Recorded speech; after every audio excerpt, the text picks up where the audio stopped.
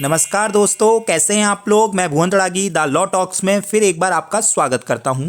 दोस्तों, आज की वीडियो के अंदर हम बात करेंगे जितनी भी एनबीएफसीज हैं उसके अंदर फाइनेंशियल एसेट्स और फाइनेंशियल इनकम का एक कॉन्सेप्ट होता है जिसके वजह से वो एनबीएफसी ट्रीट की जाती है या फिर नहीं की जाती है।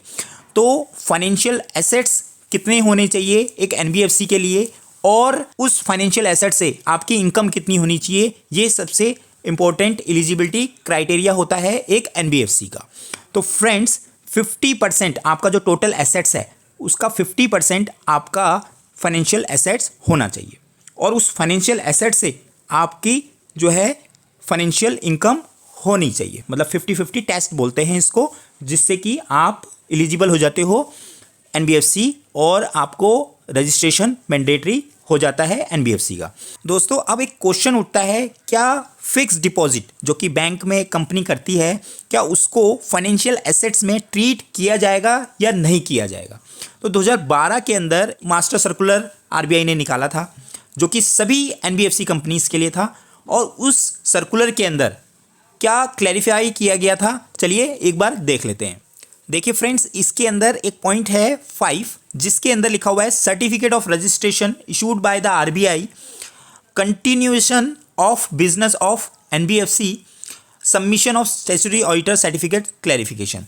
तो उसके अंदर ये लिखा हुआ है, it has been observed that there are NBFCs which are no longer engaged in the business of NBFI, non banking financial institution, and hence are not required और eligible to hold COR guaranteed by RBI. तो RBI ने उनको COR दिया हुआ है लेकिन वो eligible नहीं है या उनको रिक्वायर्ड है ही नहीं क्योंकि वो एनबीएफआई का बिजनेस नहीं कर रहे हैं, but still continue to do so in order to ensure that COR only held by NBFC which are actually engaged in the business of NBFI. All the NBFC should submit a certificate from the statutory auditor every year. तो हर साल statutory auditor की duty लगा दी कि आपको बताना है कि उनके फाइनेंशियल एसेट्स का जो क्राइटेरिया है वो फुलफिल हो रहा है या नहीं हो रहा है, and to the effect that they continue to undertake the business of NBFI requiring holding COR और not as per the RBI act. ठीक है, अगर मान लो नहीं कर रही है तो फिर आपको एनबीएफसी का जो सर्टिफिकेट है वो होल्ड करने की ज़रूरत नहीं है, आप उसको सरेंडर कर सकते हैं। और इसी पॉइंट में नीचे लिखा हुआ है कि it is clarified that the business of non-banking financial institution means a company engaged in the business of financial institution as contained in 45IA of the RBI. For this purpose, the definition of principal business given, principal business का वहाँ पे definition दिया हुआ है। तो principal business के जो definition है उसमें ये लिखा हुआ है कि आपका financial एक्टिविटी आपकी होनी चाहिए, और फाइनेंशियल एक्टिविटी का मतलब है यहाँ पे दिया हुआ है कि आपके फाइनेंशियल एसेट्स होने चाहिए। तो उस फाइनेंशियल एसेट्स में क्या आपका फिक्स डिपॉजिट आता है या नहीं आता है, ये क्वेश्चन अराइज होता है फ्रेंड्स। तो अब इसके नीचे ही इसका क्लैरिफाई किया हुआ है, non recording fix deposits with bank as a financial assets, मतलब आपको कंसीडर नहीं करना है फिक्स डिपॉजिट को एज ए फाइनेंशियल एसेट्स। ये एनबीएफसी के रिगार्ड्स में क्लैरिफाई किया गया है।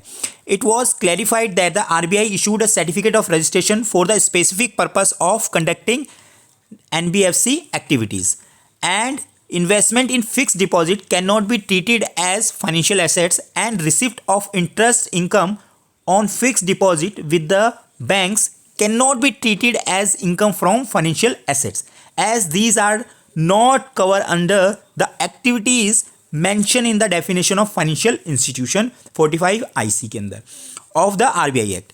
Beside, the bank deposit consider near money, इसको क्या कंसीडर किया जाता है, near money, and can be used only for the temporary parking of ideal funds. तो मतलब कुछ आइडियल फंड्स आपके पास पड़ा है तो आपने सोचा कि इसको कहाँ इन्वेस्ट करते हैं, कुछ समय के लिए आप एफडी में डाल देते हैं। इट्स नॉट ए परमानेंट कि भाई आपने परमानेंटली इसी से इनकम आपकी आएगी, आप कुछ समय के लिए आप उसको डाल देते हो, आइडियल पड़ा हुआ है, और फिर जब आपको यूज़ करना है तो आप उसको वहाँ से निकाल के जो भी आपकी मेन एक्टिविटी है उसमें आप इन्वेस्ट करते हैं।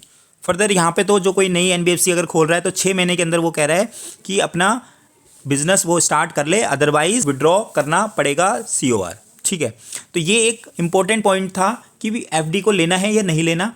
तो अकॉर्डिंग टू दिस सर्कुलर तो नहीं लेना, ये 2012 का है। और उसके बाद ऐसा कोई क्लैरिफिकेशन आया नहीं है कोई भी मास्टर सर्कुलर में, या फिर जो अभी SBR है उसमें भी कुछ एफडी से रिलेटेड नहीं है। तो ये गलतियाँ काफ़ी कंपनीज कर रही है कि एफडी को भी इंक्लूड कर रही है। तो आप देख सकते हैं कि क्या एफडी इंक्लूड है या नहीं है, आप अपना चेक कर सकते हैं अपनी एनबीएफसी में। तो फ्रेंड्स, आज की वीडियो में इतना ही। आशा करता हूँ आपको ये वीडियो पसंद आई होगी। इसी तरीके की वीडियोस में हम आगे भी आते रहेंगे। तो तब तक आप स्वस्थ रहिए, सुरक्षित रहिए, पढ़ते रहिए। जय हिंद, बाय बाय।